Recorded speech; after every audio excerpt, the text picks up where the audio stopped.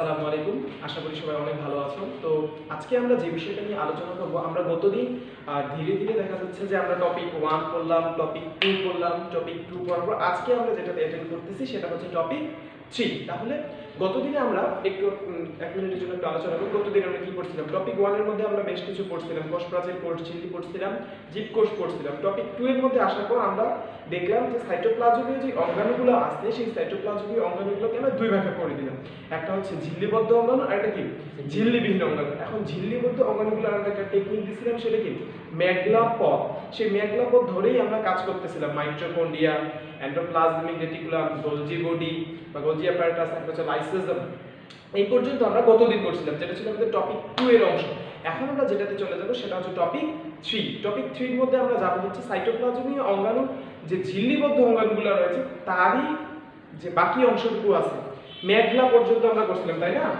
আমরা গতদিন যে পর্যন্ত পড়ছিলাম আমরা বলছিলাম যে একটু আমরা ওইখান থেকে আবার শুরু করি। আজকে আমরা যেটা শুরু করতেছি সেটা হচ্ছে টপিক 3, টপিক 03। ঠিক আছে? তাহলে হচ্ছে দেখো সাইটোপ্লাজমীয় যে অঙ্গাণুগুলো আছে, সাইটোপ্লাজমীয় অঙ্গাণু, এই অঙ্গাণুগুলোকে আমরা কয়টা ভাগ করছিলাম বলো তো? দুই ভাগে। ঠিক আছে? একটা করছিলাম আমরা ঝিল্লিবদ্ধ অঙ্গাণু, ঝিল্লিবদ্ধ অঙ্গাণু, আর একটা কি ঝিল্লিবিহীন অঙ্গাণু। আচ্ছা, আমি গতদিন একটা কথা বলছিলাম, সেটা হচ্ছে আর একটু বলি। কখনোই আমরা কি বলে যে অঙ্গাণুগুলো যেগুলো আছে ওগুলো আমরা ডাইরেক্ট মুখস্থ করে করবো না, যে মাইটোকন্ড্রিয়া আছে, এন্ডোপ্লাজমিক রেটিকুলাম আছে, গোলজি অ্যাপারেটাস কোথায় কোনটা আছে, ওইভাবে আমরা করবো না। আমরা কিভাবে করবো? আমরা সিরিয়াল অনুযায়ী করবো, যে মাইটোকন্ড্রিয়া আছে, এরপরে আছে এন্ডোপ্লাজমিক রেটিকুলাম, এরপরে আছে গোলজি অ্যাপারেটাস, এইভাবে একটার পর একটা, একটার পর একটা, একটার পর একটা করবো। আচ্ছা, তাহলে আমরা বলছিলাম যে ঝিল্লিবদ্ধ যে অঙ্গাণুগুলো আছে এগুলো কি বলতো?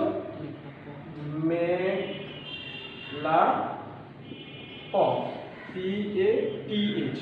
এখানে কিন্তু একটা টেকনিক আমরা দেখছি যে দেখা যাচ্ছে এন্ডোপ্লাজমিক রেটিকুলাম প্রথমত মাইটোকন্ড্রিয়া আমরা পড়ছি, এরপর আমরা যখন এন্ডোপ্লাজমিক রেটিকুলামে গেলাম তখন দেখলাম যে এন্ডোপ্লাজমিক রেটিকুলাম দুই ভাগে হয়ে গেল। গতদিন আমরা টপিক 2 এর মধ্যে এটা পড়ে ফেলেছি। যে সকল ভাইরা আজকে টপিক 3 তে নতুন দেখতেছো তাদের ক্ষেত্রে বলতেছি আমাদের টপিক 1 হয়ে গেছে, টপিক 2 হয়ে গেছে। অবশ্যই তোমরা টপিক 1 2 দেখার পর টপিক 3 তে আসবে, না হলে লেকচারটা খুব বোঝা যাবে না। তাহলে আমরা বুঝতে পারলাম যে তোমার মাইটোকন্ড্রিয়া আমরা পড়ছি। তারপরে দেখো এই সিকোয়েন্সটা কিন্তু মেইনটেইন করা হয়েছে উৎপত্তির দিকের উপর ভিত্তি করে। দেখো এন্ডোপ্লাজমিক রেটিকুলামকে দুই ভাগে ভাগ করছিলাম না, মসৃণ, অমসৃণ। তখন আমরা বলছিলাম, একটা নোট দিছিলাম, অমসৃণ থেকে তৈরি হয়েছে কি মসৃণ। দেখো মসৃণ থেকে তৈরি হয়েছে কি গোলজি অ্যাপারেটাস, গোলজি অ্যাপারেটাস থেকে কি তৈরি হয়েছে? কথা বোঝা গেছে? এই জন্য আমাদের মাথায় রাখতে হবে, যদি প্রশ্ন আসে আমি ওই দিন অবশ্যই এটা লেখাই একটু লিখে ওইটাতে লিখে নিতে পারো। লাইসোজোমের উৎপত্তি যেটা ছিল, লাইসোজোমের ওই উৎপত্তিটাতে একটু লিখে ফেলো যে তোমার উৎপত্তি কোথা থেকে হয়? গোলজি বডি থেকে। বুঝা গেছে কথা? গোলজি বডি থেকে এখানে একটু লিখে ফেলো যে গোলজি বডি থেকে লাইসোজোমের উৎপত্তি হয়। আজকে আমরা যেটা করব সেটা হচ্ছে এই পথ। আর টপিক 4 এ করব আমরা ঝিল্লিবিহীন অঙ্গাণুগুলো। ঝিল্লিবিহীন অঙ্গাণুগুলো আমরা কি বলছিলাম টেকনিকটা যেন? রাবেয়া চৌধুরী মহিলা মন্ত্রী। ঠিক আছে? ওইটা থেকে আমরা গতদিন সামনের দিন আমরা ইনশাআল্লাহ করব। তাহলে হচ্ছে এই যে পথের মধ্যে আমরা কি কি বলছিলাম বলো তো? প্লাস্টিক, ভেরি ভেরি ইম্পর্টেন্ট একটা অঙ্গাণু। তারপর আমরা বলবো পারঅক্সিজম, পারঅক্সিজম। এখানে আমরা আরেকটা করব গ্লাইঅক্সিজম, গ্লাইঅক্সিজম। এখানে করব টি তে টোনোপ্লাস্ট, টোনোপ্লাস্টের নাম শুনছিলাম আমরা, টোনোপ্লাস্ট। আর আরেকটা জিনিস করব সেটা হচ্ছে দেখো আমাদের জানি যে তিনটা জিনিস খুবই প্রসিদ্ধ। একটা হচ্ছে শক্তি বা পাওয়ার হাউস নামে পরিচিত যে মাইটোকন্ড্রিয়া, রান্না নামে পরিচিত হচ্ছে প্লাস্টিক। আরেকটা অঙ্গাণু আছে কি বলতো? নিউক্লিয়াস। সেটা হচ্ছে কোষের মস্তিষ্ক। তার মানে তিনটা বৃহৎ মানে খুবই গুরুত্বপূর্ণ অঙ্গাণু। তাহলে দেখো তো এইটাও আসছে, এটাও আসছে, তার মানে একটা বাদ পড়ে গেছে। ওই একটাকে আমরা এখানে ইনক্লুড করে দিব, সেটা হচ্ছে নিউক্লিয়াস। তার মানে আমরা আজকে এই কয়েকটা অঙ্গাণু নিয়ে আলোচনা করব ইনশাআল্লাহ। ঠিক আছে? হ্যাঁ, তাহলে আমরা অবশ্যই কিন্তু প্রত্যেকটা লেকচার, আমরা আগেও বলছি যে লেকচারগুলো আমরা এমনভাবে সাজানোর চেষ্টা করছি প্রত্যেকটা লেকচার আগে তোমরা খাতায় তুলে নিবা এক করে বই। আমরা প্রথম লেকচারের দিন বলছিলাম যে আমরা কিভাবে পড়াগুলো বুঝিয়েছি। প্রথমে আমরা লেকচার খাতা পড়বো, তারপরে বই পড়বো, দেন আমরা অনুশীলনমূলক প্রশ্ন যাবো, যে প্রশ্নটা আমরা তৈরি করেছি, প্রশ্নটা দেওয়া হয়েছে। আর 4 নম্বরে আমরা যেটা যাবো সেটা হচ্ছে এক্সক্লুসিভ বিষয়টা জানার জন্য আরো আমরা দেখতে পারি। প্রথম লেকচারটা দেখলে আরো ভালো হবে। তাহলে আমরা এখন চলে যাব পথের মধ্যে, ঠিক আছে। দেখো পথের মধ্যে কি কি ছিল, মেঘলা পথের মধ্যে একটু উপরে লিখে রাখি আমরা, মেঘলা পথ PAT। তাহলে আমাদের এইটা কি কাজ শেষ। টপিক 2 আচ্ছা PATH পথ, ঠিক আছে। তাহলে এইটার কাজ আমাদের, এটা ছিল আমাদের টপিক 2। আজকে আমরা এই টপিক 3 এর মধ্যে আসছি, ঠিক আছে। টপিক 3 এর মধ্যে প্রথমটা কি বলছি বলো তো, প্লাস্টিক। প্লাস্টিক কিন্তু ভেরি ভেরি ইম্পর্টেন্ট একটা অঙ্গ, কথা বোঝা গেছে। তাহলে এই হলো প্লাস্টিক। আচ্ছা আমরা সাইটোপ্লাজমের মধ্যে মিশিয়ে দিই, আমরা প্লাস্টিকে চলে আসি। দেখো আমরা কিন্তু ছোট থেকে কিন্তু প্লাস্টিক সম্বন্ধে কম বেশি সবাই জানি, ঠিক আছে। যেগুলো আমরা জানি তা তো জানি, তার সাথে আমাদেরকে এইবার যেহেতু আমরা কি এইচএসসিতে চলে আসছি, ঠিক আছে, মানে 12 বছরের যেটাকে বলে আর কি সাধনা, ঠিক আছে। তাহলে যেহেতু মানে এইবার কিছুটা এরকমই বলা চলে, কেউ যদি মেডিকেলে একটু হালকা পাতলা করতে হয় এগুলো খুব একটা এগুলো পড়ালে মানব সম্পর্কিত, যেহেতু আমরা মানুষের চিকিৎসা করি। কিন্তু অনার্সে যদি কেউ বায়োলজি নিয়ে পড়ে তাহলে ওটাকে আরো বিস্তার করতে হবে। কিন্তু মানে এক কথা বলা যায় যে একটা মিনিমাম লেভেলের পড়া করে নিতে হবে লাস্ট বারের মতো, এরকম একটা বলা যায় আর কি। হ্যাঁ, যে মিনিমাম লেভেলের একটা পড়া লাস্ট বারের মতো বুঝে নিতে হবে, যে প্রশ্নগুলো আমাদের কিরকম করে আসতেছে, মানে এক কথায় যাতে মূল জিনিসগুলো আমরা মাথার মধ্যে রাখতে পারি। পরীক্ষায় কোশ্চেন আসতেছে কিরকম এবং মূল জিনিসটা কি বলতেছে, এইচএসসি তে কিরকম কোশ্চেনগুলো আসতেছে, আমরা কোশ্চেন বুঝি না দেখি সমস্যা হয়, এমনিতেই তো পড়তে ভয় লাগে, তার উপর আরেক সমস্যা, ঠিক আছে। তাহলে আমরা এই সমস্যাগুলোকে দূর করার চেষ্টা করতেছি ইনশাআল্লাহ। তাহলে আমরা দেখি প্লাস্টিক সম্পর্কে আমরা বলছিলাম যে আমরা যখন অঙ্গাণুগুলো পড়ব তখন কয়েকটা সিকোয়েন্স মেইনটেইন করে পড়ব। কি কি সিকোয়েন্স বলছেন? এক নম্বরে পড়ব কি, যদি বিজ্ঞানীদের কোনো অবদান থাকে, এক নম্বরে আমরা বিজ্ঞানীদের অবদান পড়ব। দুই নম্বরে আমরা কি করব বলো তো, ভৌত গঠন, যে তার বা গাঠনিক উপাদান কি কি অংশ নিয়ে গঠিত হয়। তিন নম্বরে আমরা পড়ব হচ্ছে রাসায়নিক গঠন, ঠিক আছে। আর শেষে তো কাজটা পড়বে, ঠিক আছে। আচ্ছা ওইভাবেই আমরা পড়ব। তাহলে প্লাস্টিক আমরা সবাই জানি যে প্লাস্টিক এটা কিন্তু একটা কমন কোশ্চেন, যে উদ্ভিদ দেহের সর্ববৃহৎ অঙ্গাণু কোনটি, যেহেতু প্লাস্টিক করতেছে তাহলে প্লাস্টিকের হবে, ঠিক আছে। তাহলে এই যে এটা একটু লিখে ফেলাম, এটা সবাই জানে যদিও, উদ্ভিদ দেহের সর্ববৃহৎ অঙ্গাণু, উদ্ভিদ দেহের সর্ববৃহৎ অঙ্গাণু, ঠিক আছে। আর এই প্লাস্টিকটা কে আবিষ্কার করেছিল? বিজ্ঞানী শিম্পার। শিম্পার, হ্যাঁ বিজ্ঞানী শিম্পার এই প্লাস্টিকের অবদান রাখছে, ঠিক আছে। বিজ্ঞানী শিম্পার লিখে ফেলো, যে বিজ্ঞানী শিম্পার প্লাস্টিক ইয়া করছিল, উদ্ভিদের সর্ববৃহৎ অঙ্গাণু এবং হচ্ছে শিম্পার, প্লাস্টিক, এই দুইটা নাম মনে রাখলে আমাদের যথেষ্ট। এবার আমরা চলে যাব যে গাঠনিক অংশে যাওয়ার আগে আমরা একটু দেখবো, যেহেতু প্লাস্টিকের একটা প্রকারভেদ বলতে কিছু একটা আছে, ঠিক আছে। এর আগে যেহেতু আমরা এন্ডোপ্লাজমিক রেটিকুলামে পড়ছিলাম মসৃণ অমসৃণ, তার মানে বিজ্ঞানীদের পরে গাঠনিক উপাদানের আগে যদি প্রকারভেদ থাকে তাহলে কি করব? প্রকারভেদ করব। প্রকারভেদ প্লাস্টিক, প্লাস্টিককে আমরা কয় ভাগে ভাগ করি সবাই জানি, তিন ভাগে, ঠিক আছে। ক্লোরোপ্লাস্ট, আরেকটা কি দেখি না,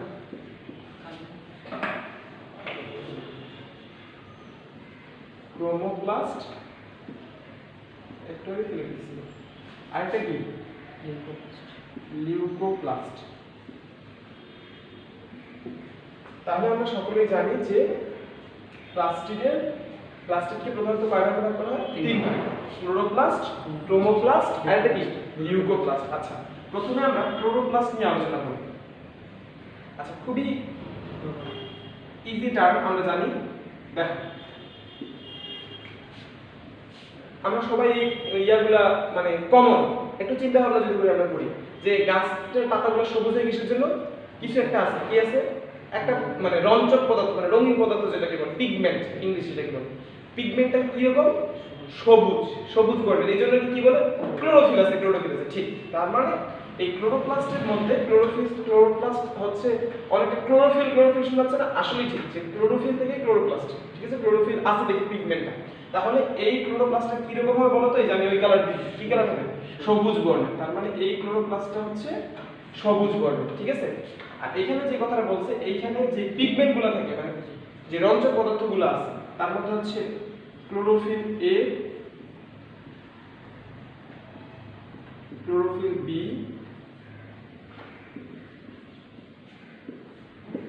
আর এগুলো খুব কম পরিমাণে থাকে যদিও, সরি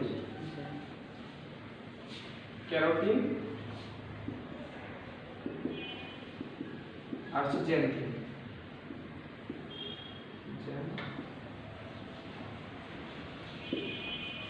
ঠিক আছে,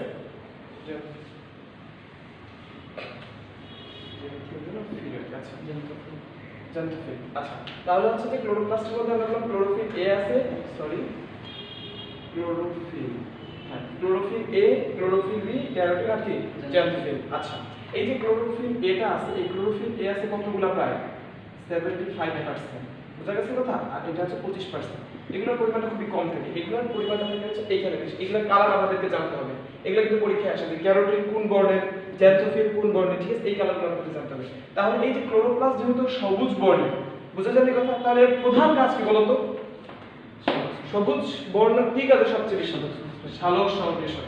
লিখে ফেলো, এই যে সালোক সংশ্লেষণ, এই কাজটাই হচ্ছে সবচেয়ে প্রধান, সালোক সংশ্লেষণ। এগুলো আমরা কমন জিনিস, এগুলো আমরা জানি, এগুলো আমরা সময় নষ্ট করবো। আমাদের বসনে যাইতে হবে, তাড়াতাড়ি চালো। এইখানে নোট লিখতে হবে, নোট, এনওটি নোট। এই যে সালোক সংশ্লেষণ ঘটাচ্ছে, তারপরে রান্না বান্না চলতেছে, এই জন্যই কোষের রান্নাঘর বলা হয়। প্লাস্টিক কোষের রান্নাঘর বলা হয়, কোষের রান্নাঘর বলা হয়। বাস, এটা এই পর্যন্ত লিখলে আমাদের যথেষ্ট। ক্লোরোপ্লাস্ট কোষের রান্নাঘর বলা হয়, ঠিক আছে? এবার আমরা যেটা জানি, এখানে একটু সবারই একটু সমস্যা হয়। ক্রোমোপ্লাস্টকে অনেক মনে করে রঙিন বর্ণ, ঠিক আছে? আচ্ছা, সবুজটা কি রঙিন না? সবুজও তো একটা রঙের মধ্যে, বুঝতে জানি কথা? কিন্তু ক্রোমোপ্লাস্ট মানে রঙিন, কিন্তু কি বাদে? সবুজ বাদে। বুঝা গেছে কথা? ক্রোমোপ্লাস্ট মানে কি বলতো? রঙিন, তবে কি সবুজ বাদে। যদি কোনো কারণে সেটা সবুজ হয়ে যায়, তাহলে সেটা কি হয়ে যাবে? ক্লোরোপ্লাস্ট আবার হয়ে যাবে। কথা বুঝা গেছে? তার মানে ক্লোরোপ্লাস্ট হচ্ছে শুধু সবুজ, আর ক্রোমোপ্লাস্ট হচ্ছে সবুজ বাদে হলুদ, লাল, নীল, গোলাপি যা আছে। বুঝা গেছে কথা? আচ্ছা, এখানে কি কি প্রধান উপাদানগুলো আছে? আচ্ছা, এখানে কি ক্লোরোফিল থাকবে? না, ক্লোরোফিল থাকলে কি হয়ে যাবে সেটা? ক্লোরোপ্লাস্ট। তাহলে এখানে থাকবে হচ্ছে ক্যারোটিন। এই যে ক্যারোটিন, এখানে এগুলা থেকে বেশি পরিমাণে ক্যারোটিন, তারপরে হচ্ছে জেনথোফিল, জেনথোফিল, এই দুটো বেশি করে থাকে, ক্যারোটিন আর জেনথোফিল। এখন আমাদেরকে করতে হবে এই দুটো কালারগুলো কি রকম, খুবই ইজি। পদে হচ্ছে কমলা, ঠিক আছে? আর এই দেখো, মানে জেনথো কথাটা এক লাইনে না, আর হটা একটু নিচে চলে আসছে না, হতে কি হলুদ, বাস মনে থাকবে না? আচ্ছা, তাহলে হচ্ছে ক্যারোটিন হচ্ছে কমলা, আর জেনথোফিল কি হলুদ, হটা হচ্ছে একবারে নিচে চলে আসছে হলুদ। এখন দেখো, তাহলে এই যে ইয়াটা আছে তোমার, ক্লোরোপ্লাস্টটা আছে, আমরা এইটা তো ক্লোরোপ্লাস্টটা তো উদ্ভিদের প্রায় সব জায়গাতেই ক্লোরোপ্লাস্ট থাকে, যেহেতু উদ্ভিদগুলো দেখতে সবুজ। তাহলে ক্লোরোপ্লাস্ট প্রধানত কোথায় কোথা থেকে আমরা দুটো চিন্তা করি, লিখে ফেলো। রঙিন ফুল, গাজরের মূল, বুঝে যায় এই কথা? এরকম যে জায়গাগুলো আসে, লিখে ফেলো যে রঙিন ফুল, তারপর হচ্ছে গাজরের মূল ইত্যাদি জায়গাগুলো। এগুলো কম, এগুলোতে কি প্রশ্ন আসে না, এগুলো ছোট ছোট না, ঠিক আছে? এগুলো জাস্ট একটু লেকচারটার জন্য সাজাইতে রাখতেছে, এই জন্য আমরা লেখাটা লিখতেছি। যেগুলো দরকার হবে আমি বলে দিব যে এগুলো খুব ইম্পর্টেন্ট। আচ্ছা, এই যে এই দুটো খুব ইম্পর্টেন্ট, যে কালারটা, এটা ভার্সিটির জন্য ভেরি ভেরি ইম্পর্টেন্ট। আচ্ছা, এরপরে আমাদেরকে যেটা জানতে হবে, তাহলে এর কাজ কি? এর কাজ কি খাদ্য উৎপাদন করা? এর কাজ অবশ্যই খাদ্য উৎপাদন করা। এর প্রধান কাজ হচ্ছে কি বলতো? পরাগায়নে সাহায্য করা। এই যে রঙিন রঙ্গমঞ্চ, ঠিক আছে? পরাগায়নে সাহায্য করা, এটা জানি আমরা, পরাগায়নে সাহায্য করা। হ্যাঁ, পরাগায়নে সাহায্য করা আছে, লিখে ফেলো এটা বাস। এবার এই যে লিউকোপ্লাস্টটা একটু আমাদের আছে, ইম্পর্টেন্ট আছে, ঠিক আছে? আচ্ছা, লিউকোপ্লাস্ট নামটা অনেকটা কি বলে যে শ্বেত রক্তকণিকা, আর আরেকটা কি বলতো? লিউকোসাইট না? না, ওটা লিম্ফোসাইট না, ওটা তো লিম্ফোসাইট দুই ভাগে ভাগ করা হয়েছে, ঠিক আছে? ওটা তিনটা নাম আছে, তার মধ্যে ওই রকমই নামটা, ঠিক আছে? লিউকো, ওই কথাটা হচ্ছে সাদা বর্ণের, বুঝা যায় না কথা? তার মানে হচ্ছে বর্ণহীন এক কথা, ঠিক আছে? বর্ণহীন মানে কথাটা কিন্তু আল্লাহ কিন্তু ভালোই কাজ করছে। দেখো, এই দেখো, এটা হচ্ছে সবুজ, তারপরে তোমার কি বলে যে সবুজ বাদে রঙিন সব, তাহলে আরেকটা তো কিছু লাগবে, সাদাটা লাগবে না, তাহলে চলি এই দুইটা রঙিন বাদে সাদা কালো পৃথিবী, বুঝা গেছে? এই লিউকোপ্লাস্ট কি সাদা কালো পৃথিবী। আচ্ছা, এই লিউকোপ্লাস্টটা তাহলে প্রধানত কোথায় থাকে বলতো? যেই সকল অংশে সূর্যের আলো পৌঁছায়, এক কথায় শেষ, যেই সকল অংশে সূর্যের আলো পৌঁছায়, বাস। এখন যদি আমরা একটু স্পেসিফিক ভাবে বলি, এটাতে আমরা প্রথম লাইন লিখব যে সকল জায়গায় সূর্যের আলো পৌঁছায় না। আর যদি স্পেসিফিক ভাবে বলি, তাহলে হচ্ছে তোমার ভূনিমস্ত কাণ্ড মূল, বুঝে গেছে কথা? ভূনিমস্ত ভূমিমস্থ কাণ্ড মূল, ঠিক আছে। তাহলে ভূমিমস্থ কাণ্ড এবং যে মূলগুলো রয়েছে সেগুলোতে থাকবে কি বলতো, লিউকোপ্লাস্ট। আচ্ছা, এখন আমাদেরকে একটা জিনিস বুঝতে হবে, সেটা হচ্ছে যে যেহেতু দেখো এর কাজ হচ্ছে খাদ্য কি উৎপাদন, আমরা প্রধান কাজগুলো নিয়ে বলতেছি, এর কাজ হচ্ছে পরাগায়নে সাহায্য করা, তাহলে উৎপাদন হলো পরাগায়নও ঘটালো, সঞ্চয় থেকে আউট করতে হবে। এর প্রধান কাজ কি বলতো, সঞ্চয়। বুঝা গেছে? আচ্ছা, আমরা যে খাদ্যগুলোর কথা বলি, যেমন আমরা সুষম খাদ্যের কথা বলি, যে সুষম খাদ্য 6টা জিনিস নিয়ে গঠিত, কার্বোহাইড্রেট, প্রোটিন, লিপিড, পানি, ভিটামিন, এরকম বলি না? তাহলে প্রধান কি কি বলতো, কার্বোহাইড্রেট, প্রোটিন আর এটা কি লিপিড। তাহলে এই যে খাদ্য সঞ্চয় করার ক্ষেত্রে এখন তিন রকমের, প্রোটিন এক জাতের, লিপিড আরেক জাতের, এখন তিনজনকে কি একসাথে সঞ্চয় করতে পারবে না। এই জন্য কি করেছে, এই যে সঞ্চয়ের উপর ভিত্তি করে লিউকোপ্লাস্ট আমার কয়টা ভাগ হয়ে গেছে, 3 ভাগে ভাগ হয়ে গেছে। আচ্ছা, এক নম্বর হচ্ছে অ্যামাইলোপ্লাস্ট, অ্যামাইলোপ্লাস্ট। আচ্ছা, এটা সাথে আসতেছে তো অ্যামাইলোপ্লাস্ট, দেখি নিচে নিচে দেখি। আচ্ছা, এক নম্বর হচ্ছে অ্যামাইলোপ্লাস্ট, 2 নম্বর হচ্ছে ইলায়োপ্লাস্ট, ইলায়োপ্লাস্ট, আর 3 নম্বর হচ্ছে এলিউরোপ্লাস্ট। দেখো এখানে কিন্তু ভেরি ভেরি ইম্পর্টেন্ট, এখান থেকে কিন্তু বারে বারে কোশ্চেন দিয়েছে আমরা, কারণ এখানে একটা জিনিস একটু জাস্ট উল্টা উল্টা হয়, এই জন্য কাহিনীটা লাগে, ঠিক আছে। আমি বলি শোনো, দেখো এইটা নিয়ে কোনো কাহিনী নেই। অ্যামাইলো আমরা পড়ছিলাম যে স্টার্চ বিভাগে বিভক্ত, অ্যামাইলোজ, অ্যামাইলোপেকটিন, তার মানে এটা নিয়ে কোনো কাহিনী নেই। এটা হচ্ছে স্টার্চ বা কার্বোহাইড্রেট জাতীয় খাদ্য সঞ্চয় করে, এটা নিয়ে কোনো আমাদের সমস্যা নেই। স্টার্চ বা কার্বোহাইড্রেট জাতীয়, সমস্যা যেটাতে হয় এইটা আর এইটা কিভাবে মিলাবা, মিলার কোনো দিশা নেই। দেখো প্রোটিন যদি করতে যাও, প্রোটিনের এখানে টি আছে, এখানে লি আছে, এইটা ঠিক, কিন্তু ভাই লিপিডের তো একেবারে লি আছে, বুঝতে পারছেন কথা। এই জন্য আমরা এইখানে আর ওয়ার্ড দিয়ে মনে রাখতে যাবো না, এখানে আমরা একটু মনে রাখবো, এখানে এমনি মনে থাকে এটা ইচ, ঠিক আছে। একটা মনে রাখতে হবে, এই দুটার মধ্যে যে কোনো একটা মনে রাখতে হবে, কথা বোঝা গেছে। ইচ, ইচ থেকে ইটা হচ্ছে ইলায়োপ্লাস্ট, চোতে চর্বি, বাস হিসাব শেষ, ঠিক আছে। চর্বি মানে কি লিপিড, ঠিক আছে। আর হচ্ছে তাহলে এটা কি হবে, প্রোটিন। এটা আরেকটা বুদ্ধি আছে, যে মনে করো যে তোমার এই যে কি বলে, মানে ইলি যদি মনে রাখো তারপর হয় ইতে ইলায়োপ্লাস্ট, লোতে লিপিড, একবারে মনে রাখতে, মানে কারণ নাম দিয়ে যদি মনে রাখতে হয়, তবে আমি ইজ দিয়ে মনে রাখছিলাম, কাহিনী করতে হয়নি এখন, ঠিক আছে। তাহলে আমরা মোটামুটি হ্যাঁ এই ইয়ার মধ্যে যেগুলো ইম্পর্টেন্ট ছিল সবগুলো আমরা বলে ফেলেছি। আমরা একটু দেখি, তাহলে আমরা এইটা বলছি যে এটা একটু সবচেয়ে গুরুত্বপূর্ণ। এই জায়গায় আমরা চর্বিটা যেটা, এলিউরোটাও মাঝে সাঝে মনে থাকে যে এলিউরো প্রোটিন একটু কেমন কেমন লাগে, কিন্তু ইলায়োপ্লাস্টটা একটু বারবার আমরা মনে রাখবো, ঠিক আছে। কয়েকবার বললে মনে হবে। অ্যামাইলোজটা বললাম কি, অ্যামাইলোজ থেকে হচ্ছে স্টার্চ, অ্যামাইলোজ, অ্যামাইলোপ্লাস্ট, আর হচ্ছে ইলায়োপ্লাস্ট হচ্ছে চর্বি, আর এলিউরোপ্লাস্ট এগুলো তো প্রোটিন, ঠিক আছে। তাহলে আমরা মোটামুটি যে ভাগ এবং কাজটা আছে সেটা বুঝে ফেললাম। এখন কথা হচ্ছে ভাই এটা কি জানা জরুরি? হ্যাঁ, এটা জানা জরুরি, কারণ খ নম্বরে একটা কোশ্চেন আসে, লিখে ফেলাম। ক্লোরোপ্লাস্ট, ক্রোমোপ্লাস্ট ও লিউকোপ্লাস্টের মধ্যে পার্থক্য লিখো, পার্থক্য লিখো। এই যে ক্লোরোপ্লাস্ট, ক্রোমোপ্লাস্ট এবং লিউকোপ্লাস্ট, আমি এখন থেকে একটু ছোট ছোট ছোট ছোট বলে দেব, ঠিক আছে, বুঝে নিতে হবে। ক্লোরোপ্লাস্ট, ক্রোমোপ্লাস্ট ও লিউকোপ্লাস্টের মধ্যে পার্থক্য লিখো, এটা হচ্ছে খ নাম্বারের জন্য মাঝে সাঝে যে কোশ্চেন আসে, ঠিক আছে। এটা একটু লিখে ফেলো, এই কোশ্চেনটা লাগবে। তখন আমরা কি করব, এই যে কথাগুলো লিখব, যে বর্ণ কার কি রকম, পিগমেন্ট কার কি আছে, তারপরে হচ্ছে যে কার কাজ কি, আর ওই যে এটা একটু ভাগ করে দেব, বাস শেষ। এই সমস্যাটা মিশতেই যায় না।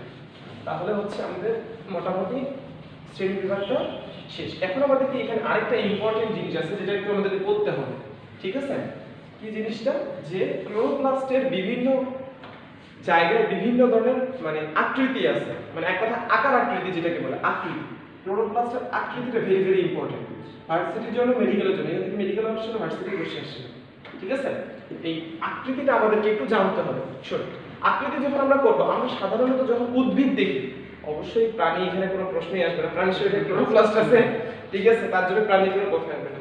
কিন্তু উদ্ভিদের মধ্যে আমরা যখন পঞ্চম অধ্যায়ে পড়ছিলাম, যে উদ্ভিদগুলোকে আমরা দেখছিলাম যে উচ্চ শ্রেণীর উদ্ভিদ, নিম্ন শ্রেণীর উদ্ভিদ। এইখানে আমরা আকৃতির ক্ষেত্রে যখন যাব ওইভাবেই ভাগ করে দেব যে উচ্চ শ্রেণীর উদ্ভিদের ক্লোরোপ্লাস্টের আকৃতি কিরকম, প্রশ্ন আসলে এইভাবে আসবে। এবার যাব নিম্ন শ্রেণীর উদ্ভিদের, বুঝা গেছে কথা? তাহলে যখন আমরা ভাগ করব তখন আমরা একদিকে পড়ব উচ্চ শ্রেণীর আর একদিকে পড়ব কি নিম্ন শ্রেণী। এটা কিন্তু ভেরি ভেরি ইম্পর্টেন্ট একটা জায়গা, আমি কিন্তু ইম্পর্টেন্ট জিনিসগুলো লেখার চেষ্টা করতেছি, এই জন্য মাথায় রাখতে হবে।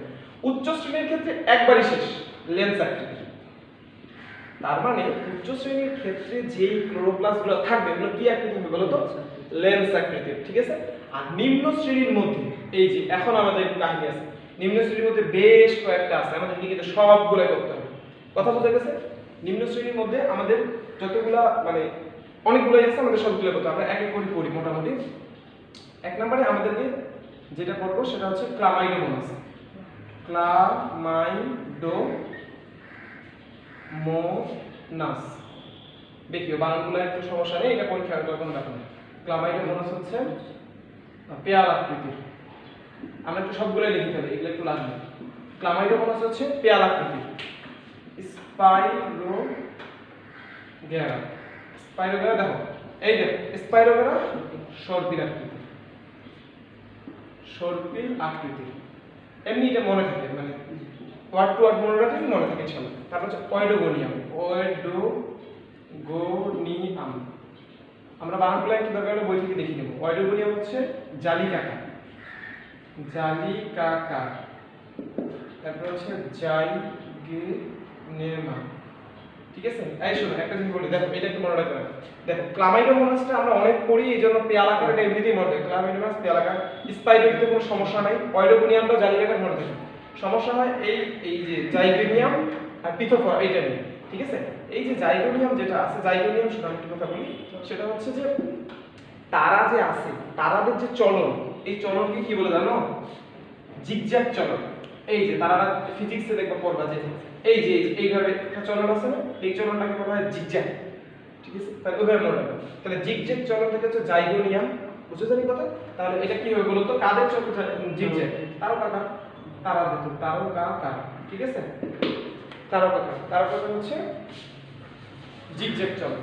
ওকে, আমরা একটু নিচের দিকে আর নামাই নাকি? এরপর হচ্ছে দেখো আমাদের আছে ইউলোথ্রিক্স। ইউলোথ্রিক্স, ইউলোথ্রিক্স, ইউলোথ্রিক্স কি রকম বলো তো? গার্ডেল আকৃতির। এটা কিন্তু ইংলিশটা কিন্তু এর আগে কেউ জানতো না, এটা নতুন বইয়ে ইংলিশটা আসছে, ইংলিশটা কিন্তু ব্র্যাকেটে ছিল, বুঝা গেছে? গার্ডেল বা আংটি আকৃতির। অনেক জায়গায় আছে ফিতা আকৃতির, এজন্য সবগুলো করতে হবে ফিতা আকৃতির, ঠিক আছে? গার্ডেল বা ফিতা।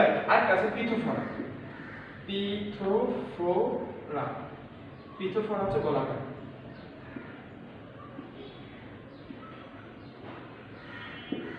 পিথোফোরা হচ্ছে গোলাকার, ঠিক আছে? তাহলে আমরা বললাম যে ইউলোথ্রিক্সের ক্ষেত্রে গার্ডেল আকৃতির, এটা আমরা পঞ্চম অধ্যায়ে বারবার পড়বো, এটা নিয়ে আমাদের কোনো সমস্যা নেই। পিথোফোরাটা গোলাকার এমনিতেই বুঝে যায়, পিথোফোরা গোলাকার। দেখো তাহলে আমরা একটু বলি, দেখি মনে থাকতেছে কিনা আমাদের। ক্লামাইডোমোনাস পেয়াল আকৃতির, স্পাইরোগেরা সর্পিল আকৃতির, ওয়েডোগোনিয়াম জালিকাকার, তারপর হচ্ছে যে জাইগোনিয়াম জিগজ্যাগ, তারকাকার, বুঝা গেছে কথা? ইউলোথ্রিক্স কি গার্ডেল আকৃতির, আর হচ্ছে পিথোফোরা গোলাকার। হিসাব শেষ। আচ্ছা দেখো তো এটা কি? শৈবাল। এটা কি? শৈবাল। এগুলোর নাম হয় তুমি জানো না, কোনো দরকার নেই। এটা কি? তার মানে বেশিরভাগই তুমি কি দেখতেছো কত? এইটা হচ্ছে শৈবাল। মনে করো এই দুটোর নাম তুমি জানো না, কিন্তু এগুলোর নাম তো জানো, তাই না? তাহলে দেখা যাচ্ছে বেশিরভাগই কি বলতো এগুলো? শৈবাল। এই জন্য নো, এনওটি, নো। এইটা প্রশ্ন আসে, বিশেষ করে রেটিনাল, এটা একটা খুব কমন প্রশ্ন, ঠিক আছে? নোট হচ্ছে শৈবালে ক্লোরোপ্লাস্টে সবচেয়ে বেশি বৈচিত্র্য দেখা যায়। শৈবালের ক্লোরোপ্লাস্টে বৈচিত্র্য দেখা যায়, বৈচিত্র্য দেখা যায়। আচ্ছা দেখো তো সবগুলা শৈবালের মধ্যে কি রকম বৈচিত্র্যতা বেশি? উচ্চ শ্রেণীর মধ্যে একবারে শেষ কি আকৃতি? লেন্স আকৃতি। কিন্তু এইখানে দেখা যাচ্ছে যত কাহিনী, ঠিক আছে? এই জন্যই বলে যে শৈবালের ক্লোরোপ্লাস্টে সবচেয়ে বেশি বৈচিত্র্য দেখা যায়। প্রশ্ন আসে যে নিচের কোনটির ক্ষেত্রে সবচেয়ে বেশি বৈচিত্র্য দেখা যায়? কি হবে? শৈবাল। বুঝা গেছে কথা? আচ্ছা, তাহলে আমাদের মোটামুটি এই পর্যন্ত পড়লেই যথেষ্ট, ঠিক আছে?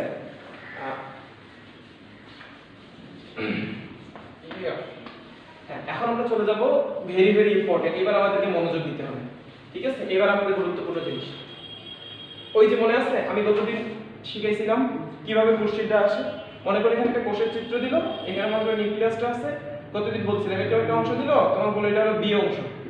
বি অংশের গঠন ব্যাখ্যা করো, সেটা ছিল কি মাইটোকন্ড্রিয়ার ক্ষেত্রে। এখন মনে করো যে এরকম আরেকটা অংশ দিল, বি বললো যে সি অংশ, ঠিক আছে? এখন বললো যে সি অংশের গঠন ব্যাখ্যা করো, লিখে দাও গড়ানোর কোশ্চেন। উদ্দীপকের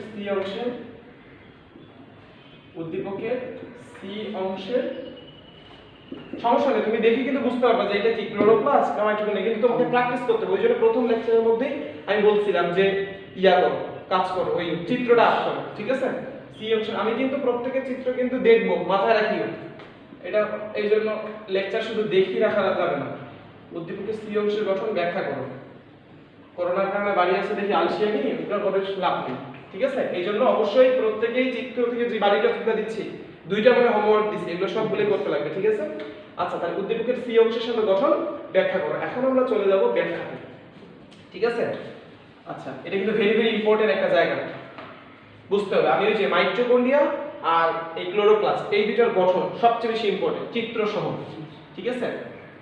আচ্ছা, আমি একটু খারাপ করে চিত্র আঁক করি, ঠিক আছে?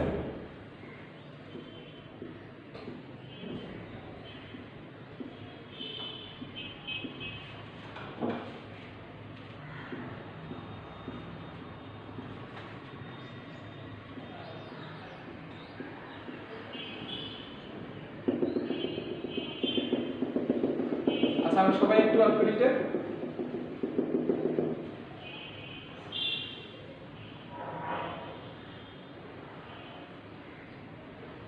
মনে করো একটা আমরা প্লাস্টিক আর্ট করব, ঠিক আছে? দেখো, ওই দিন আমরা যখন মাইটোকন্ড্রিয়া করি তখন আমরা চিত্র দেখে দেখে পড়ার চেষ্টা করছিলাম। আজকে আমরা একটু চিত্র দেখে দেখে পড়ার চেষ্টা করব। তাহলে আমরা মনে করো যে ডাইরেক্ট উত্তরে যাচ্ছি। প্রথমে আমরা মনে করো যে প্লাস্টিক কি, এটা নিয়ে একটু কথা বলবো, ঠিক? তাহলে আমরা যেটা বলছিলাম সেটা হচ্ছে যে প্লাস্টিকের যখন আমরা উত্তরটা লিখব তখন আমরা করব আগে কি সংজ্ঞা, ঠিক আছে? এরপর আমরা যেটা করব সেটা হচ্ছে গাঠনিক উপাদান। গাঠনিক উপাদান যে কি কি বিষয় নিয়ে এই প্লাস্টিকটা কি গঠিত। তাহলে আমরা একটু যদি দেখি প্লাস্টিকটার কি কি উপাদান আছে। আমরা বলছিলাম যে যখন আমরা মাইটোকন্ড্রিয়া পড়ি, যে বিশেষ বিশেষ অঙ্গাণুগুলো আছে ওগুলা কিন্তু আমরা সেম ভাবে পড়ার চেষ্টা করব, যে কি কি ছিল, বাইরে কিছু একটা ছিল, তারপর ভিতরে কিছু একটা তরল পদার্থের মতো ছিল, তারপরে বেশ কিছু জিনিস ছিল, এগুলো এইভাবে পড়ার চেষ্টা করব। তাহলে আমাদের কনফিউজ হবে না, পরীক্ষা হলে লিখতে সুবিধা হবে, ঠিক আছে? তাহলে আমাদের সবচেয়ে বাইরে যে অংশটা আছে সেটা কি বলতো? আবরণী, ঠিক আছে? তাহলে এক নম্বরে আমরা লিখবো ঝিল্লি, ঝিল্লি বা আবরণী যেগুলো, ঠিক আছে? আচ্ছা, দেখো তো এখানে কয়টা আবরণী দিছি আমি? দুইটা, মানে দ্বিস্তরী। মাইটোকন্ড্রিয়া কয় স্তরী ছিল? দ্বিস্তরী। এন্ডোপ্লাজমিক রেটিকুলাম তো আমরা স্তর পড়ি নাই, ইয়া করছিলাম লাইসোজোম করছিলাম, কয় স্তরী? দ্বিস্তরী। আচ্ছা, মনে আছে যে লাইসোজোম এক স্তরীয় হতে পারে, কার ক্ষেত্রে? উদ্ভিদের ক্ষেত্রে। যদি কি হয় তখন নাম কি হয় তার? ওলিওজোম নাম। আচ্ছা, ঠিক আছে, মনে আছে। তাহলে আমরা গত লেকচারে করছিলাম এটা। আমাদের এই যে দেখো মাইটোকন্ড্রিয়া আর ক্লোরোপ্লাস্টের ক্ষেত্রে একটা পার্থক্য আছে। আমরা দেখছিলাম যে মাইটোকন্ড্রিয়ার ক্ষেত্রে যখন আউটার মেমব্রেন আর ইনার মেমব্রেনটা যেটা ছিল এটা ভাঁজ হয়ে কি গঠন করছিল বলো তো? আঙ্গুলের মতো প্রবর্ধন। সেগুলো কি অক্সিজেন বলে না, কি বলে? ক্রিস্টি বলে। হ্যাঁ, এটা কিন্তু ভুল করা যাবে না, গতদিন আমি বারবার বলছিলাম। তাহলে আঙ্গুলের মতো যে প্রবর্ধনগুলো সৃষ্টি করে সেগুলো কি বলে? ক্রিস্টি বলে। ওকে, ক্রিস্টির গায়ে কি থাকে? বৃন্তকের মতো, সেটা কি? অক্সিজেন। ওকে, তারপর আমরা এখন দেখব তাহলে এইখানে কি কোনো পরিবর্তন হয়েছে পর্দা দুইটা? না, তার মানে পর্দা যা তাই আছে। এখন আমাদের তাহলে আমরা ভুল লিখে ফেলবো যে দ্বিস্তরী পর্দা দ্বারা গঠিত, ঠিক আছে? তার আগে আরেকটা কথা আছে এখানে, দেখো ভেরি ভেরি ইম্পর্টেন্ট, যেটা সবারই ভুল হয়। কারণ এই জিনিসগুলো আমরা কখন মানে ক্রিটিক্যাল চিন্তা করি না, মানে রিডিং করে যাই, মনে করি যে আর স্টুডেন্ট তো বুঝতে পারবে কোশ্চেন কিরকম হবে, ঠিক আছে? এখন বিষয়টা হচ্ছে যেটা দেখো, তাহলে আমাদের বুঝতে হবে অন্যান্যগুলোর ক্ষেত্রে যে পর্দাটার কথা বলছিলাম, আমরা যখন তৃতীয়তা পড়ছিলাম তখন কিন্তু আমরা বলছিলাম যে লিপিডের ক্ষেত্রে যৌগিক লিপিড তিন প্রকার, ফসফোলিপিড, গ্লাইকোলিপিড, আর কি বলছিলাম? সালফোলিপিড। তখন কিন্তু একটা আমি কথা বলছিলাম যে ফসফোলিপিডটা বেশিরভাগই আমরা কিন্তু দেখছি মাইটোকন্ড্রিয়ায় কে ছিল? ফসফোলিপিড ছিল, এইদিকেও ফসফোলিপিড ছিল। তাহলে বেশিরভাগের কে ছিল মানে পর্দাটা হবে কি? ফসফোলিপিড। কিন্তু যখন আমরা গ্লাইকোলিপিড পড়তেছিলাম তখন আমরা একটা কথা বলছিলাম কি বলতো? ছাগল বলছিলাম না, মনে নেই? হ্যাঁ, এই ছাগল বলার পিছনে কারণ কি ছিল? এই যে দেখতে এখন প্রমাণ দেখো, সাথে কি ছিল? সালোক সংশ্লেষণ। তার মানে সালোক সংশ্লেষণের সাথে যেগুলো সম্পর্কিত তাদের ক্ষেত্রে কোন লিপিড হবে? গ্লাইকোলিপিড। কথা কি বুঝা গেছে? তার মানে এটা কি সালফোলিপিড হবে? অবশ্যই হবে গ্লাইকোলিপিড, লিখে ফেলো। অথচ এটা আমাদের সবগুলাই কি? ফসফোলিপিড। বুঝা গেছে কথা? এইটা মানে এই সালোক সংশ্লেষণে যেগুলো বাদ আছে সেগুলো বাদ, গ্লাইকোলিক মনে থাকবে। এটা কিন্তু ভেরি ভেরি ইম্পর্টেন্ট একটা জায়গা। মনে করো স্যার দিয়ে দিল নিচে কোনটি আবরণী ফসফোলিপিড নয়, বুঝা গেছে কথা? তখন কি করবা? সবাই তো চিন্তা করে যাবে কোথায় কি আছে, কারণ এত ক্রিটিক্যাল ভাবে চিন্তা করা যাবে না। তাহলে হচ্ছে আমাদের একেবারে মনে রাখবো ছাগল, ওই যে ওইখানে যে পড়ছিলাম এখানে আরেকবার পড়াই দিলাম, সালোক সংশ্লেষণে যেটা আছে সেগুলো কি গ্লাইকোলিক, ঠিক আছে? আচ্ছা, আমাদের এক নম্বরে গেলে কি বলতো ঝিল্লি। দুই নম্বরে মাইটোকন্ড্রিয়ার ক্ষেত্রে যেরকম করছিলাম ঝিল্লির পরে ভিতরে একটু ঢুকছিলাম, একটা তরল পদার্থ পাইছিলাম, এইখানে একটা তরল পদার্থ আছে। কি বলতো তরল পদার্থটা? ওইখানে কি ছিল নামটা বলতো? ম্যাট্রিক্স। এইখানে নাম হবে স্ট্রমা। একই কথা লিখে ফেলো, আমি বলতেছি। সেটা হচ্ছে যে আবরণীর ভিতরে অবস্থিত তরল পদার্থকে স্ট্রমা বলে। আবরণীর ভিতরে অবস্থিত তরল পদার্থকে কি বলে বলতো? স্ট্রমা বলে। এগুলা নিয়ে আমাদের কথা বলা দরকার নেই। আমাদেরকে যেটা মনে রাখতে হবে ভেরি ভেরি ইম্পর্টেন্ট। আচ্ছা, আমরা যদিও ইয়া পড়ে ফেলেছি নবম অধ্যায় নবম অধ্যায়টা, তারপর আমি একটু বলি।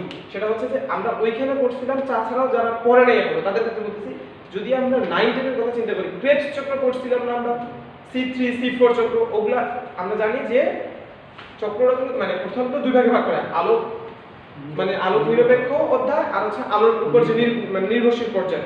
তাহলে আলোক নিরপেক্ষ পর্যায়গুলো কি ছিল? C3 আর C4, very very important. Stroma, এই যে স্ট্রোমা আছে, এই স্ট্রোমার মধ্যে আলোক নিরপেক্ষ পর্যায়ে C3 আর C4 বলে লিখে দেন।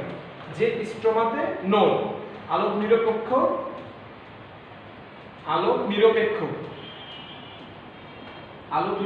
C3 ও C4 ঘটে স্ট্রোমাতে। এটা কিন্তু প্রশ্ন আসবে যে আলোক নিরপেক্ষ পর্যায়টি কোথায় ঘটে, স্ট্রোমা, গ্রানা, আর অনেকগুলো অংশ আছে, কিন্তু স্ট্রোমা লেমিনি কোনোটিই নয়। কথা বুঝে গেছে? এইভাবে কিন্তু প্রশ্নগুলো আসে, আর এগুলো আমাদেরকে মাথায় রাখতে হবে, ঠিক আছে? তাহলে হচ্ছে আমাদের স্ট্রোমা গেল, তাই না? স্ট্রোমা আমাদের এটুকু জানতে যথেষ্ট, নোটটা আমরা লিখে ফেলেছিলাম, বাস। এরপর আমরা 3 নম্বরে চলে যাব, ভেরি ভেরি ইম্পর্টেন্ট। আমি এগুলো সবগুলো বিষয় দিই কারণ গোটা বোর্ডটাই লাগবে এখানে। সেটা হচ্ছে দেখো আমাদের ভিতরে দেখো, তাহলে আমরা পর্দা গেলাম, এরপরে ভিতরের এই যে তরল পদার্থের মতো এটাও কি শেষ করলাম। এইবার দেখো এই যে কিছু দেখা যাচ্ছে না, এইখানে বিষয়টা 3 নাম্বার লিখে ফেলো, থাইলাকয়েড। এখানে কিন্তু বুঝার আছে, অনেক গুরুত্বপূর্ণ। থাইলাকয়েড ও গ্রানাম, থাইলাকয়েড ও গ্রানাম, ঠিক আছে? লিখে ফেলো, আমি বলতেছি। ম্যাট্রিক্সের অভ্যন্তরে, ম্যাট্রিক্সের মধ্যে লিখলে হবে, সমস্যা নেই। ম্যাট্রিক্স সরি স্ট্রোমার মধ্যে, কারণ এখানে তো আর ম্যাট্রিক্স না, ওটা ছিল মাইটোকন্ড্রিয়া। তাহলে হচ্ছে যে দেখো মিল আছে কিন্তু মাইটোকন্ড্রিয়া ম্যাট্রিক্স, আর তোমার সালোক সংশ্লেষণ স্ট্রোমা, বুঝা যাচ্ছে? ভুল হওয়ার চান্স নাই ছিল। তাহলে স্ট্রোমার মধ্যে বিদ্যমান চাকতির মতো বস্তু সহযোগে গঠিত। দেখো আমি টার্মগুলো বলি, চাকতির মতো বস্তুর সমন্বয়ে গঠিত, ঢাক সদৃশ অনেকগুলো বস্তু দেখা যায়। ঢাক সদৃশ অনেকগুলো বস্তু দেখা যায়। এ সকল বস্তুকেই গ্রানাম বলে। এ সকল বস্তুকে কি বলে বলতো? গ্রানাম। বহুবচনে বলা হয় এদেরকে গ্রানাম। এগুলো নিয়ে কিন্তু খুব কনফিউজিং, যে কোনটাকে কি বলা হয়, কোনটা কোথায় আছে, কি আছে, এটা কিন্তু ভেরি ভেরি ইম্পর্টেন্ট একটা জায়গা, আর কনফিউজিং সবচেয়ে বেশি, এই জন্য মাথায় রাখতে ভালো হবে। দেখো আমি একটু বলি, দেখা হয়েছে না? দেখো আমি দুইটা টার্ম বলছি। স্ট্রোমার মধ্যে চাকতি মতো বস্তুর সহযোগে গঠিত ঢাক সদৃশ বস্তু অবস্থিত, তাদেরকে আমি কি বলতেছি? গ্রানাম। ওগুলোকে বহুবচনে কি বলে? গ্রাম। এই জন্য গ্রানাম নিয়ে কাহিনী নেই। তাহলে গ্রানাম হচ্ছে কিরকম দেখতে বলতো? ঢাক সদৃশ। আচ্ছা দেখো তো এইটা কি ঢাক সদৃশ দেখাচ্ছে না? গোটাটাই ঢাক সদৃশ দেখাচ্ছে, বুঝো না কথা? আমার যদি এটা আঁকড়াটা ওরকম হয় না, এটা যদি দেখতে অনেকটা এইরকম দেখায়, ঠিক আছে, ঢাক ঢোল যে কোনো কি বলে, তাহলে হচ্ছে ঢাক সদৃশ গোটাটাই। এইটা হচ্ছে গ্রাম, বুঝা গেছে কথা? আর এই যে দেখো দেখতে চাকতির মতো না, এগুলোই হচ্ছে চাকতির মতো যেটা দেখতে, এটাকে বলা হচ্ছে থাইলাকয়েড, ঠিক আছে? তাহলে আমাদের এই দুটোর সমস্যা হবে। আর চাকতির মতো দেখতে যেটা, সেটাকে বলা হয় থাইলাকয়েড। ওইখানে লিখে ফেলো যে এখানে চাকতির মতো সদৃশ বস্তুটিকে বলে থাইলাকয়েড বা গ্রানাম ল্যামেলাম।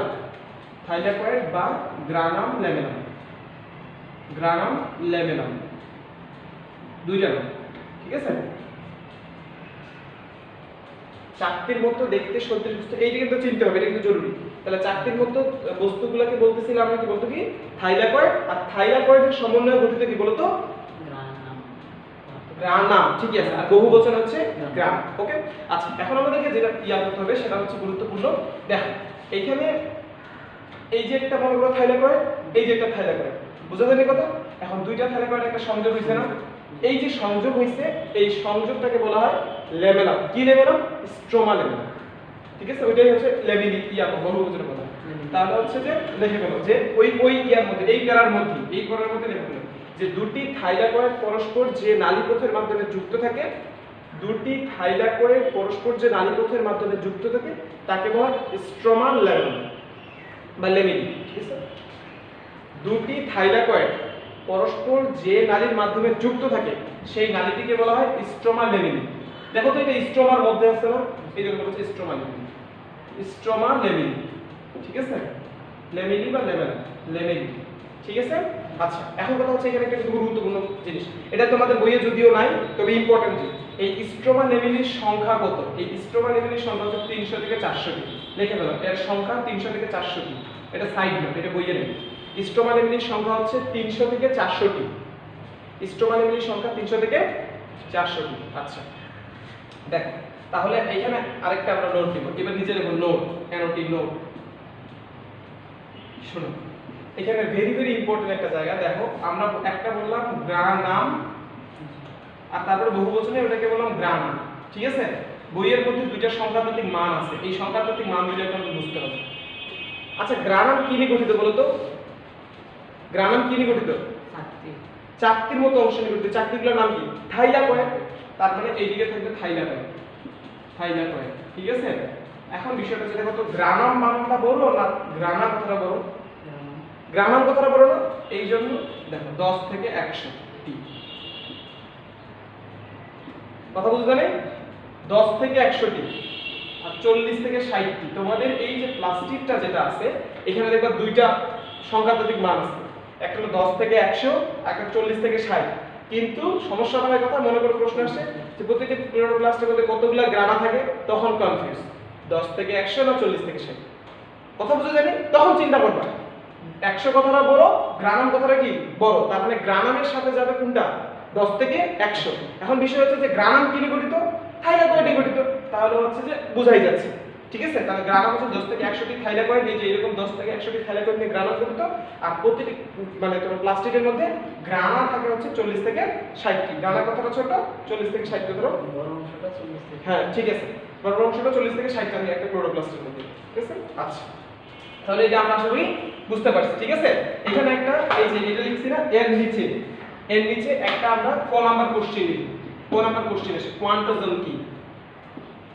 কোয়ান্টিজম কি? এইটাকে কোশ্চেন ভেরি ভেরি ইম্পর্টেন্ট একটা কোশ্চেন যে কোয়ান্টিজম কি? কোয়ান্টিজম কি লেখা হয়েছে? লেখা হয়নি? দেখো উত্তর, থাইলাকয়েডের মধ্যে অবস্থিত, থাইলাকয়েডের মধ্যে এই যে থাইলাকয়েড আছে না, এই থাইলাকয়েডের মধ্যে অবস্থিত ক্লোরোফিল অণুর সমন্বয়ে গঠিত বস্তুকে কোয়ান্টিজম বলে। থাইলাকয়েডের মধ্যে অবস্থিত ক্লোরোফিল অণু নিয়ে, ক্লোরোফিল, থাইলাকয়েডের মধ্যে অবস্থিত ক্লোরোফিল অণুর সমন্বয়ে গঠিত বস্তুকে কি বলে বলতো? কোয়ান্টিজম বলে। মনে থাকবে? আচ্ছা বাস, এটা কোন নাম্বারের জন্য আমরা করব। ঠিক আছে, এখন আমরা যেটা করব, আমরা 3 বললাম কিন্তু না, এবার আমরা 4 যাব। এবার দেখো ফটোসিনথেটিক ইউনিট,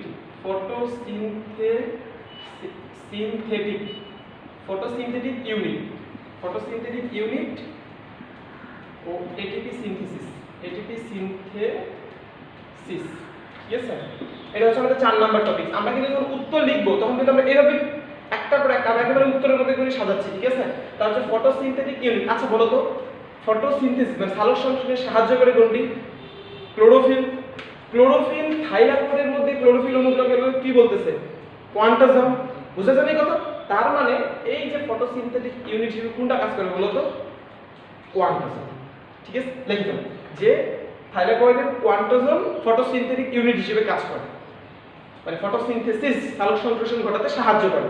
ঠিক আছে, এই যে কোয়ান্টিজম ফটোসিনথেটিক ইউনিট হিসেবে কাজ করে। প্রশ্ন আসতে পারে ফটোসিনথেটিক ইউনিট হিসেবে কোনটি কাজ করে? ঠিক আছে, আর এখানে এটিপি সিনথেটিক থাকে, এখানে এটিপিটা সিনথেসিস হয়।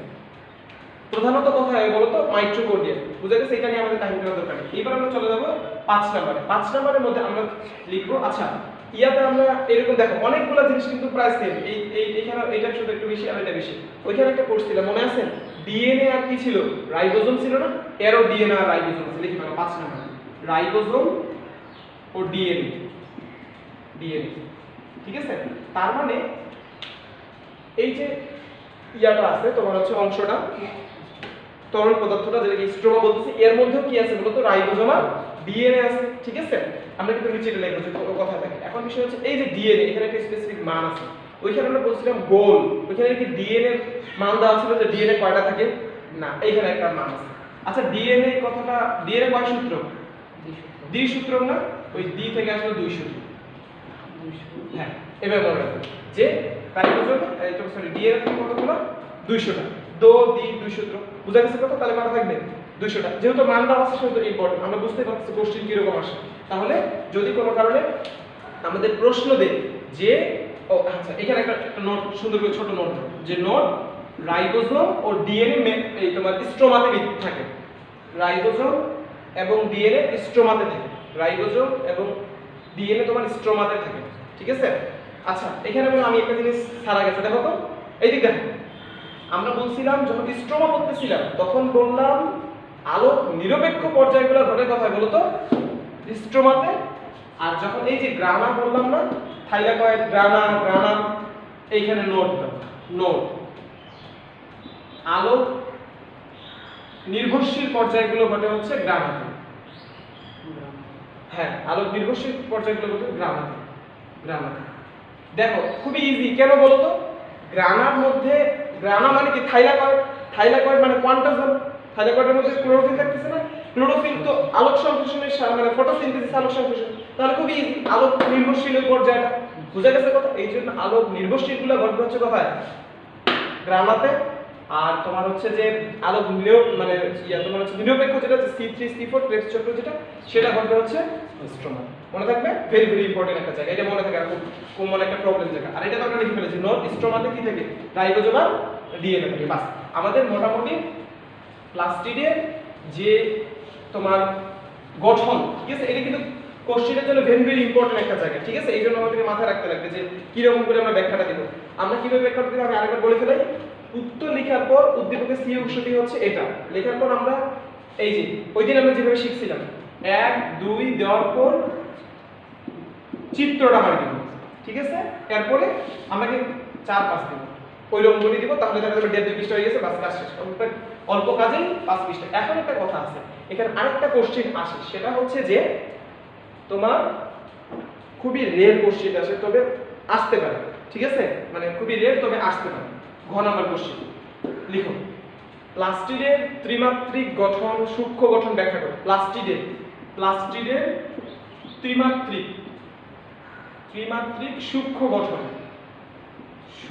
গঠন ব্যাখ্যা করো। এটা খুবই রেয়ার আসে, মানে খুবই কম আসে, তবে আসতে পারে, বলা যায় না। ঠিক আছে? বইয়ে যেহেতু চিত্রটা আছে আমি বলি ত্রিমাত্রিক সূক্ষ্ম গঠন কি। দেখো ওই দিন আমরা যেমন করতেছিলাম মাইটোকন্ড্রিয়ার ক্ষেত্রে আমরা একটু জুম ইন করছিলাম না অক্সিজেনটাকে দেখার জন্য, ঠিক সেইরকমই এইখানে একটু জুম ইন করতে হবে। দেখো বইয়ের মধ্যে আছে চিত্র, এটা সবারই বাড়ির কাজ, এটা হোমওয়ার্ক, এটা আমার বোঝানোর দরকার নেই, এটা একেবারে ইজি। দেখবা যে এটাকে একটু যদি জুম ইন করো তাহলে এটাকে বলা হচ্ছে স্ট্রোমা লেভেলিং। তারপরে এটা হচ্ছে থাইলাকয়েড, মানে একটা তুমি যদি থাইলাকয়েড নাও, ঠিক আছে কথা? একটা থাইলাকয়েড, তারপরে এখানে ফটোসিনথেটিক ইউনিটগুলো আছে। বুঝা গেছে কথা? ওই যে ফটোসিনথেটিক ইউনিট, তারপরে এটিপি সিনথেসিসগুলো, এগুলাকে বলা হচ্ছে ত্রিমাত্রিক গঠন। এটা সবারই বাড়ির কাজ, এটা সবাই বাড়ির মধ্যে করবা। ঠিক আছে? এই চিত্রটা আসতে পারে বইয়ের মধ্যে আছে, এটা আমাকে আর বুঝাতে লাগবে না, এটা ইজি। এটা আমাদের মোটামুটি তাহলে স্ট্রোমা লেভেলে আমরা এইগুলা মোটামুটি কি বুঝে ফেলেছি। ঠিক আছে?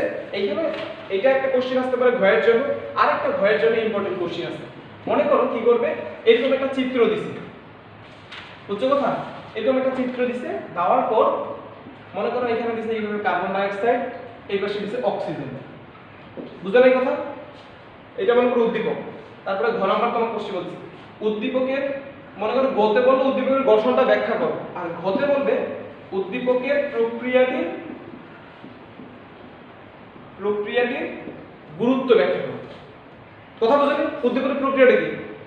সালোক সংশ্লেষণ। এখন তোমাকে সালোক সংশ্লেষণের গরুর রচনা লিখতে হবে। কথা বোঝা গেছে? হ্যাঁ।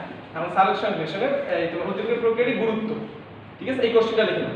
এই কোশ্চেনগুলো সম্ভাব্য আসতে পারে ইনশাআল্লাহ, ঠিক আছে। আচ্ছা, উদ্দীপকের প্রক্রিয়াটির গুরুত্ব আমরা লিখে ফেলেছি না? হ্যাঁ, তাহলে আমাদের মোটামুটি প্লাস্টিডের ইনশাআল্লাহ এই পর্যন্তই কোশ্চেন। আচ্ছা, আরেকটা কোশ্চেন, একটা ইম্পর্টেন্ট একটা কোশ্চেন আছে, সেটা হচ্ছে ক্ষয়ের জন্য। এটা শুধু প্লাস্টিক না, আমরা এতক্ষণ থেকে দেখো যখনই আমরা প্লাস্টিক বলতেছি তার সাথে একটা কি বলতেছি বলো তো, মাইটোকন্ড্রিয়া, মানে কম্বাইন করে করার চেষ্টা করলাম না আমরা। তার মানে আলটিমেটও একটা সম্পর্ক আছে। কি সম্পর্ক? মাইটোকন্ড্রিয়া আর প্লাস্টিককে একসাথে একটা জিনিস বলে, নাম বলতে পারবা? পড়ছো তো, কিন্তু ফাইনালাইজেশন এন্ডোসিম্বায়ন্ট। এন্ডোসিম্বায়ন্ট, ঠিক আছে, মানে কি? শুনো, এখানে একটা খ নাম্বার জন্য কোশ্চেন আছে, এন্ডোসিম্বায়ন্ট বলতে কি বুঝো, বা অঙ্গাণুগুলো কি কি, ঠিক আছে, এটা খ নাম্বার কোশ্চেন লিখে ফেলাম যে এন্ডোসিম্বায়ন্ট বলতে কি বুঝো বা অঙ্গাণুগুলো কি কি, ঠিক আছে। শুনো, আমি বলি, এটা লেখা, আমি উত্তরটা জাস্ট বলতেছি, বাসায় লিখে দিলাম।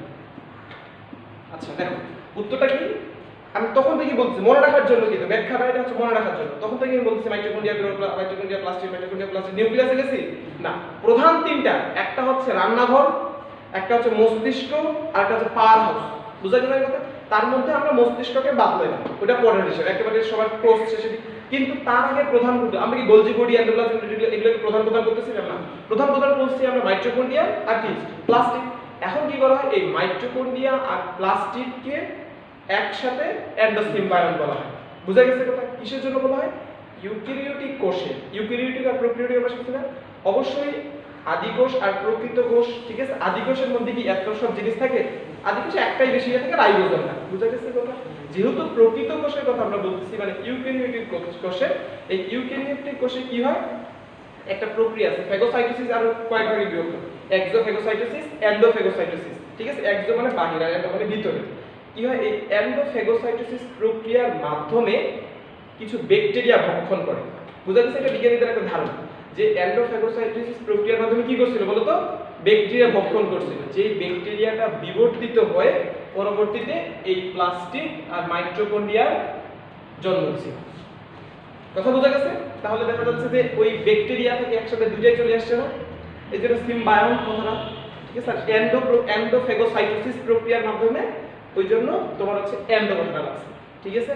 তাহলে হচ্ছে আমরা বুঝতে পারলাম যদি এটা কিন্তু ইয়ার জন্য ইম্পর্টেন্ট, তোমার হচ্ছে মেডিকেলের জন্য ইম্পর্টেন্ট, যে কেন তোমার হচ্ছে নিচের কোনটি এন্ডোসিম্বায়ন্টের অঙ্গাণুগুলো, ঠিক আছে। মনে করে দিল chloroplast plus mitochondria plus Golgi body plus endoplasmic reticulum, ঠিক আছে। এই দুটো আমরা মাথায় রাখবো। আচ্ছা, তাহলে আমাদের মোটামুটি প্লাস্টিডের কাজ শেষ।